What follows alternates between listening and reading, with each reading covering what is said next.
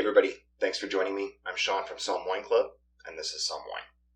This is the 2018 Subsollum Pinot Noir from Clos, part of the March 2023 Somm Wine Club box. Clos is a winery in Chile. It's the brainchild of renowned soil expert and Chilean enologist Pedro Parra, who consults for wineries around the world on ways to improve the quality of their wines through paying attention to intense soil management and site selection. And everything that he has learned in his travels around the world, his time working in Chile and abroad, he's put into Clos. Clos, meaning enclosed area of fools, de fous.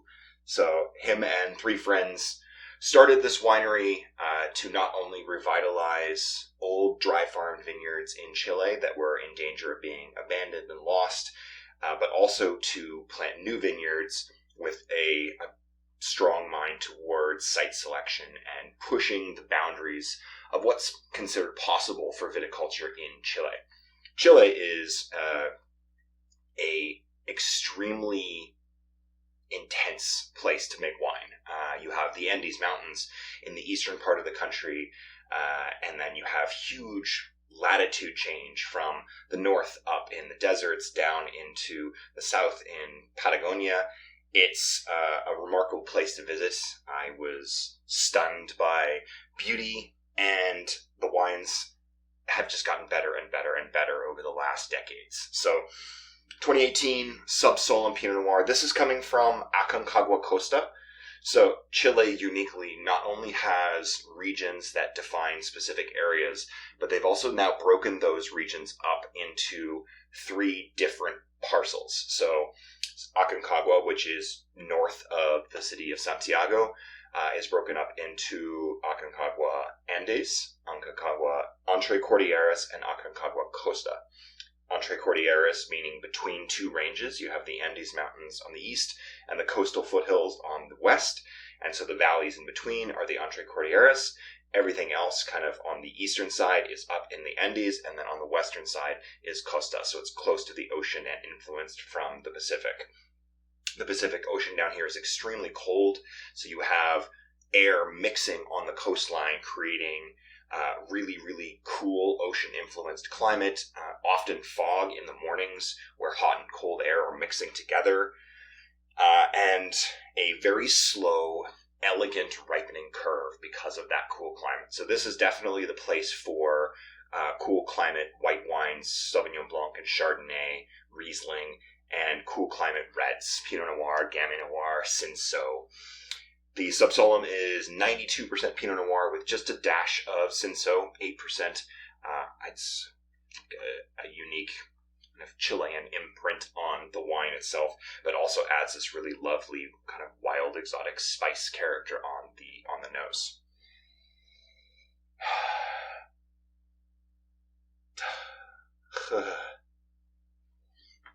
This wine is so perfumed, so lifted. It's sour red cherry, it's underripe raspberry. There's a brambly, herbaceous quality to it, like fresh green herbs.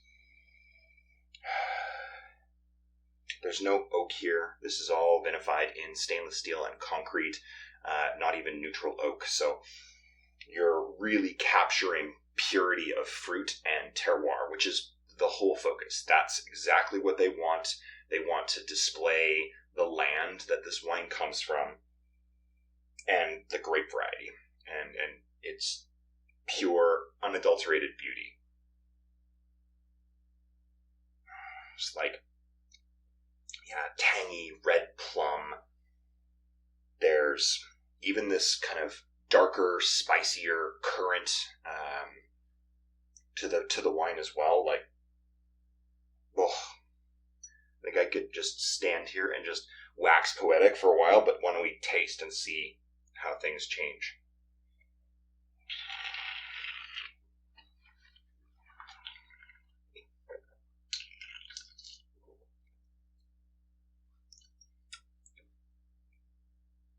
For a wine that has this level of elegance and leans definitely into the more tart, sour, tangy red fruit spectrum.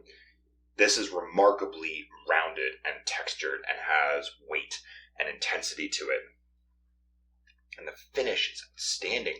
I haven't had a sip, 10, 15 seconds. It's lingering. I can still taste fruit. I can taste spices. There's like this backdraft of flavor that keeps coming back every time I take a breath.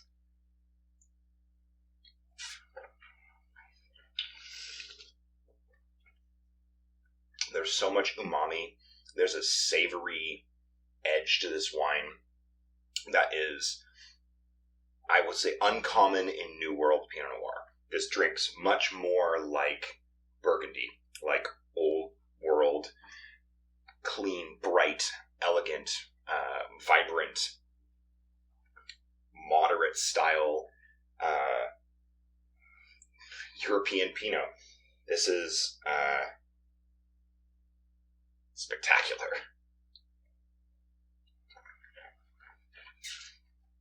And I knew that it is. I know that it would be.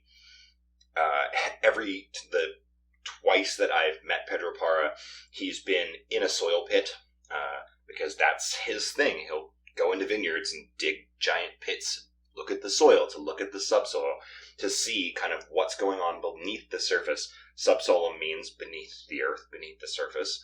And so this wine really captures what he's all about, what he does, whether it's for Clos or any of his consulting projects around the world, and how that translates into the wine, showing just how important paying attention to the soil is if you're really trying to capture something, a moment in time, a place, a grape variety.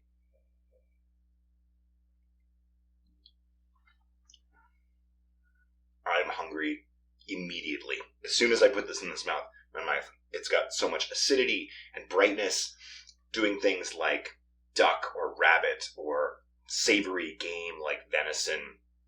You can play with spices if you have like a sweet kind of cream sauce to it, like a Dijon cream sauce, or fruit like raspberry or strawberry confit to do with duck or with rabbit, mushrooms, a dashi, anything that's got that umami savory character, beets, daikon, salmon.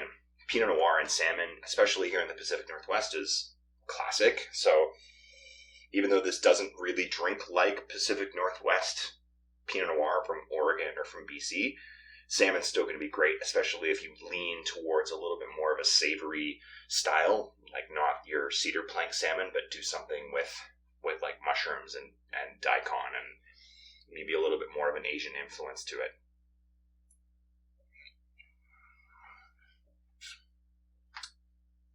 If you can handle not drinking this for a few more years, it's just going to take on more of that earthiness.